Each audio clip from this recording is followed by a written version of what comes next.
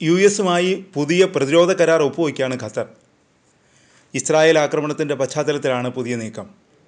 Qatar അമീർ Sheikh Tamim bin Hamad Al താനി, പ്രധാനമന്ത്രി Sheikh Muhammad bin Abdul Rahman Jasim അൽ താനി എന്നിവരുമായി US state secretary Marco Rubio കൂടിക്കാഴ്ച നടത്തിയിരുന്നു.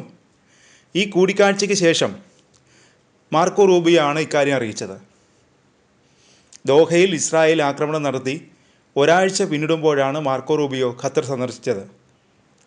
Qatar അമീർ, പ്രധാനമന്ത്രി എന്നിവരുമായുള്ള കൂടിക്കാഴ്ചയിൽ ഖത്തറിനുള്ള US-ൻ്റെ പിന്തുണ അദ്ദേഹം അറിയിച്ചു. ഇരു രാഷ്ട്രങ്ങളും ശക്തമായ ഉഭയകക്ഷി ബന്ധം തുടരുമെന്നും റൂബിയോ വ്യക്തമാക്കി. പ്രതിരോധ കരാറിൻ്റെ കാര്യം ഖത്തർ വിദേശകാര്യ വക്താവ് മാജിദ് അൽ അൻസാരി സ്ഥിരീകരിച്ചു.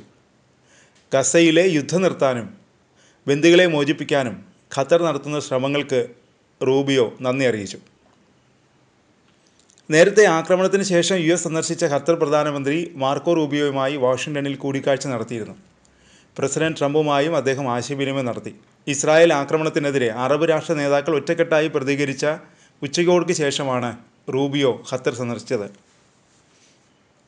ഖത്തർ ആക്രമണ വിവരം അറിയാൻ വൈകിയെന്നായിരുന്നു US പ്രസിഡന്റ് ട്രംപ് പറഞ്ഞത്. അതിനിടെ പ്രമുഖ മാധ്യമമായ ആക്സിയോസ് ഒരു എക്സ്ക്ലൂസീവ് റിപ്പോർട്ട് പുറത്തുവിട്ടു. 7 ഇസ്രായേൽ ഉദ്യോഗസ്ഥരെ ഉദ്ധരിച്ചാണ് ആക്സിയോസ് റിപ്പോർട്ട് പുറത്തുവിട്ടത്. ദോഹയിലെ ഹമാസ് നേതാക്കളെ ആക്രമിക്കുന്നതിന് മുമ്പ് ഇസ്രായേൽ പ്രധാനമന്ത്രി ബെഞ്ചമിൻ നെതന്യാഹു US പ്രസിഡന്റ് ട്രംപിനെ വിവരം അറിയിച്ചിരുന്നതായി റിപ്പോർട്ട് പറയുന്നു.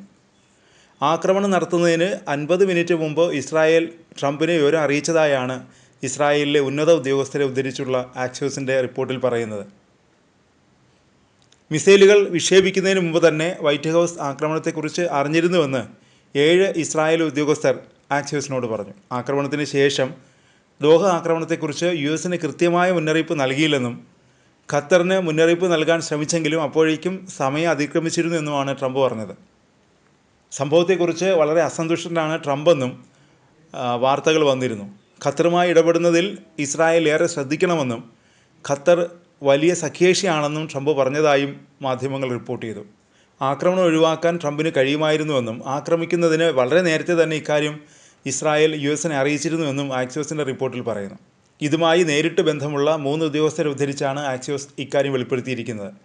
US സമയം രാവിലെ 8 മണിയോടെ നെതന്യാഹു ട്രംപിനെ വിളിച്ചതായി റിപ്പോർട്ടിൽ പറയുന്നു. തുടർന്ന് ദോഹയിലെ സ്ഫോടനങ്ങളെക്കുറിച്ചുള്ള ആദ്യ റിപ്പോർട്ടുകൾ ഏകദേശം 50 മിനിറ്റ് ശേഷമാണ് വന്നതെന്നും ആക്സിയോസിൻ്റെ റിപ്പോർട്ടിൽ പറയുന്നു. ആദ്യം നെതന്യാഹുവും ട്രംപും തമ്മിൽ രാഷ്ട്രീയ തലത്തിലും പിന്നീട് സൈനിക മാർഗങ്ങളിലൂടെയും ചർച്ച നടന്നു. ട്രംപ് എതിർപ്പ് പ്രകടിപ്പിച്ചില്ല, ഒരു മുതിർന്ന ഇസ്രായേൽ ഉദ്യോഗസ്ഥൻ ആക്സിയോസിനോട് പറഞ്ഞു. ആക്രമണം തടയാൻ ട്രംപ് ആഗ്രഹിച്ചിരുന്നെങ്കിൽ അദ്ദേഹത്തിന് അത് സാധിക്കുമായിരുന്നു, മറ്റൊരു ഉദ്യോഗസ്ഥൻ പറഞ്ഞു. അദ്ദേഹം അത് ചെയ്തില്ല, ഉദ്യോഗസ്ഥൻ ആക്സിയോസിനോട് വെളിപ്പെടുത്തി.